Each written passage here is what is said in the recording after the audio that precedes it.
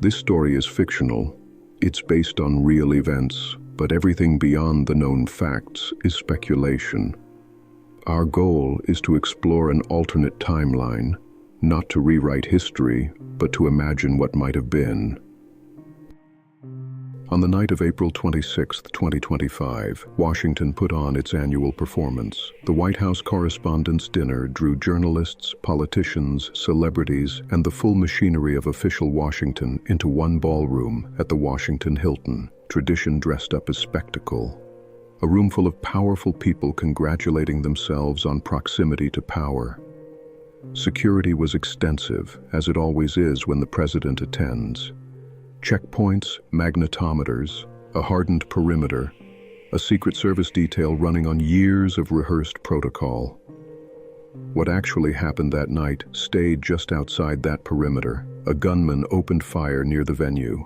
The threat was contained. No one inside was reached.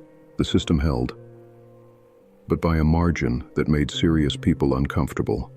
The shooter got closer than any attacker should have. And in the days after, a question kept surfacing in security briefings that no one wanted to ask out loud.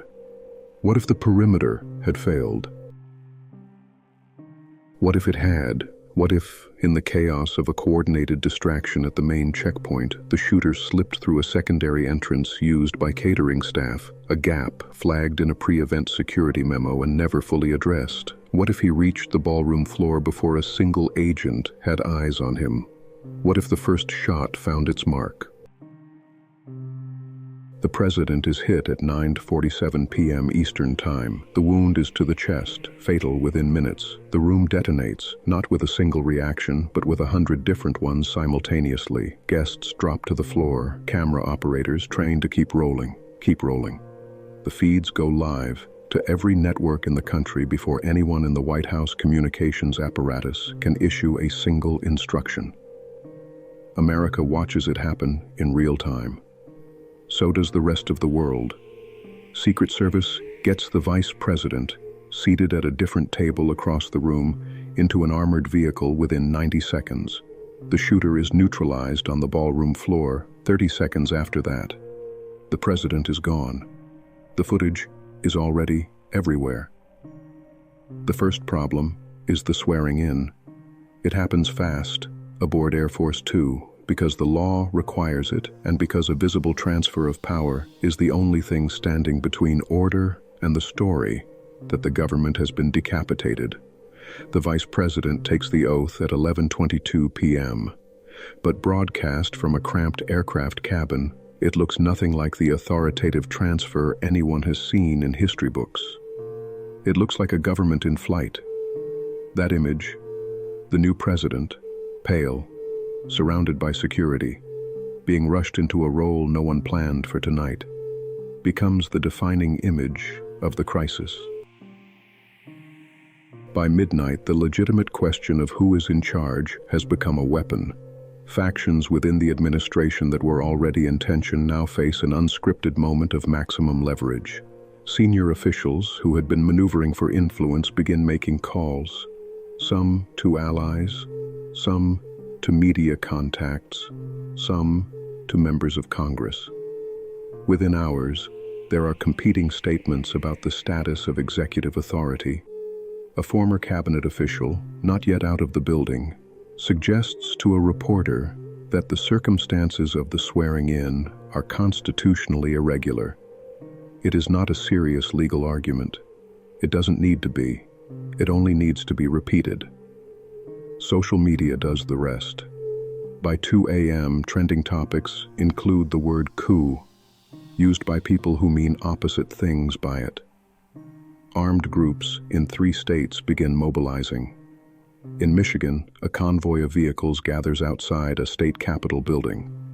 In Texas, a county sheriff announces he will not enforce any federal executive orders until a congressional investigation confirms the legitimacy of the transfer of power.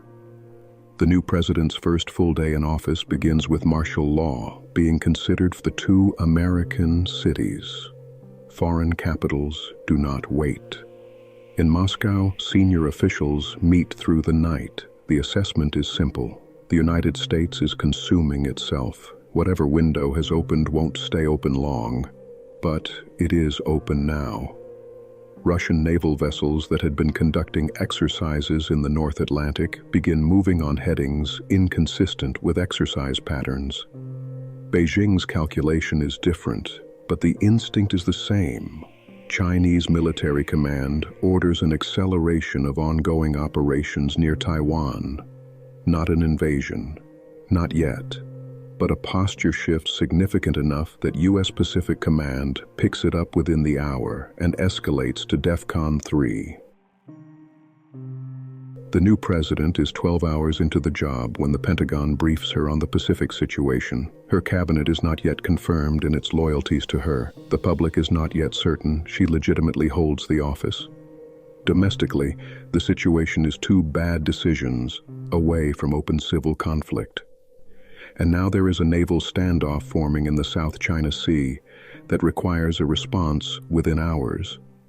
The decision she makes, or fails to make clearly, sets the final chain in motion. A U.S. carrier strike group, operating under rules of engagement written for a different political moment, intercepts a Chinese naval vessel that has crossed into contested waters. The intercept is aggressive.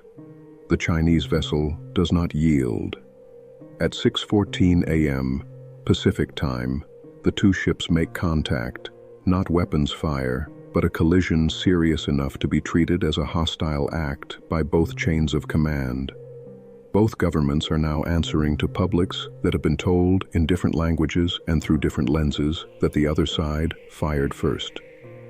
Neither has a leadership structure stable enough for the kind of back-channel communication that has diffused every near confrontation in living memory. The diplomatic architecture that existed at 9:46 p.m. the night before, the calls, the relationships, the trusted interlocutors, was built around a president who is now dead. His successor inherited none of it. She has 48 hours of political legitimacy and a world that has just watched the most powerful government on earth come apart in a single evening.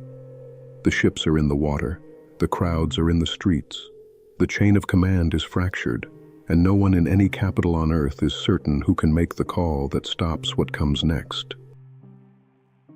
In this world, history went one way, but here, we ask what could have happened. If you want more alternate timelines and government what-ifs, subscribe, comment your theory, and stay tuned.